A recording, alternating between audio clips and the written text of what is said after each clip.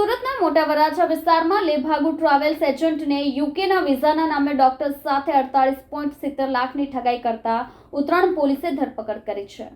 ડોક્ટરને દવાખાને બતાવવા આવતો ટ્રાવેલ્સ એજન્ટ ભારે પડ્યો છે, કેમ કે ડોક્ટરે એજન્ટની વાતમાં આવીને ઓળખીતા 5 જણાને યુકેના વિઝા અપાવવા 48.70 લાખની રકમ આપી હતી। એજન્ટે યુવક યુવતીઓને યુકે ન મોકલી વિઝા માટેની પ્રોસેસના ડોક્યુમેન્ટો બોગસ બનાવ્યા હતા। મોટા વરાછાના તબીબ બ્રિજેશ જીવાણીએ ઉત્તરાણ પોલીસમાં ફરિયાદ આપી છે। પોલીસે લેભાગુ એજન્ટ ભાવિન મનુ બલડની સામે ઠગાઈનો ગુનો નોંધી ધરપકડની કાર્યવાહી કરી છે।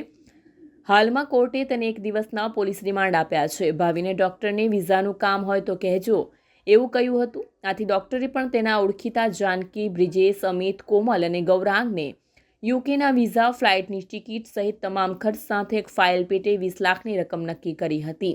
આખરે ગૌરાંગે એજન્ટ ભાવિને કહ્યું કે મેં રિજેક્શન લેટર મોકલ્યો છે તે બરાબર છે, તેમ છતાં એજન્ટ આ વાત માનવા તૈયાર ન હતો અને ઉપરથી બીજા રૂપિયાની માંગણી કરતો હતો।